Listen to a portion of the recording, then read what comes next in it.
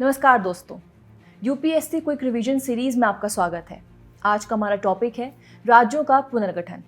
इस सत्र में हम जानेंगे कि स्वतंत्रता के बाद भारत की आंतरिक सीमाओं को कैसे भाषा और प्रशासनिक सुविधा के आधार पर फिर से परिभाषित किया गया। साथ ही हम देखेंगे कि इसमें विभिन्न आयोगों की क्या भूमिका रही और इस पूरी प्रक्रिया का भारतीय संघवाद पर क्या प्रभाव पड़ा। तो चलिए शुरुआत करते हैं। आज़ादी के समय भारत दो हिस्सों में बटा हुआ था, ब्रिटिश प्रांत और 550 से भी ज़्यादा रियासतें। सरदार पटेल और वीपी मेनन के प्रयासों से इन रियासतों का भारत में सफल एकीकरण तो हो गया, लेकिन अब बड़ा सवाल सामने था, राज्यों की सीमाएं कैसे तय हों।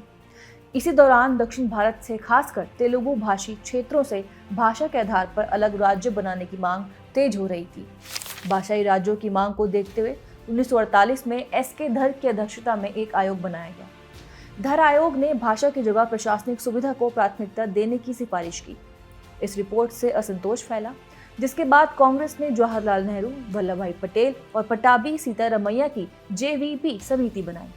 इस समिति ने भी सुरक्षा और एकता का हवाला देते हुए भाषाई आधार पर राज्यों के पुनर्गठन को कुछ समय के लिए टालने की बात कही, लेकिन आंदोलन यहीं थमा नहीं, मांग और तेज होती गई। 1952 में 56 दिनों की भूख हड़ताल के बाद पोटी श्रीरामुलु के निधन ने सरकार पर दबाव बना दिया और अक्टूबर 1953 में पहले भाषाई राज्य आंध्र प्रदेश का गठन करना पड़ा। इस घटना के बाद सरकार ने दिसंबर 1953 में फजल अली की अध्यक्षता में राज्य पुनर्गठन आयोग बनाया। इस आयोग ने भाषा को पुनर्गठन का एक आधार माना, लेकिन एक भाषा एक राज्य के सिद्धांत को खारिज कर दिया। इसी आयोग की सिफारिशों के आधार पर 1956 में राज्य पुनर्गठन अधिनियम पारित हुआ, जिससे 14 राज्य और 6 केंद्र शासित प्रदेश बने। 1956 के बाद भी राज्यों के गठन की प्रक्रिया थमी नहीं, बल्कि आगे भी जारी रही। इसी क्रम में 1960 में बंबई को विभाजित कर महाराष्ट्र और गुजरात का निर्माण किया गया। इसके बाद 1963 में नागालैंड को अलग राज्य का दर्जा मिला। फिर 1966 में पंजाब का पुनर्गठन हुआ और इसी प्रक्रिया से हरियाणा तथा हिमाचल प्रदेश अस्तित्व में आए। पूर्वोत्तर भारत में भी बड़े बदलाव हुए, जहां मेघालय, मणिपुर और त्रिपुरा को पूर्ण राज्य का दर्जा प्रदान किया गया। आगे बढ़ते हुए हाल ही में 2000 में छत्तीसगढ़, उत्तराखंड और झारखंड अस्तित्व में आए, जबकि 2014 में तेलंगाना को भारत का नया राज्य बनाया गया। अब देखते हैं यूपीएससी परीक्षा के लिए इस टॉपिक से क्या महत्वपूर्ण है। प्रीलिम्स के लिए आपको विभिन्न आयोगों के नाम, उनकी सिफारिशें, राज्यों के गठन का कालक्रम और संबंधित संवैधानिक अनुच्छेद जैसे अनुच्छेद 3 याद रखने होंगे।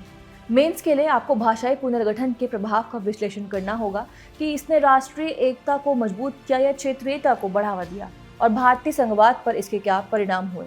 और अब अपनी तैयारी को परखने का समय है। स्क्रीन पर आपके लिए एक प्रीलिम्स का प्रश्न और एक मेंस का प्रश्न दिया गया है। प्रीलिम्स के प्रश्न में आपको राज्यों के गठन को सही क्रम में लगाना है। मेंस के प्रश्न में आपको भाषाई पुनर्गठन के भारतीय संघवाद पर पड़े प्रभाव का विश्लेषण करना है। आप वीडियो को रोककर इन प्रश्नों के उत्तर देने का प्रयास करें। आज के क्विक रिवीजन में बस इतना ही। और हाँ, अगला कौन सा टॉपिक आप देखना चाहते हैं हमें कमेंट करके ज़रूर बताइएगा।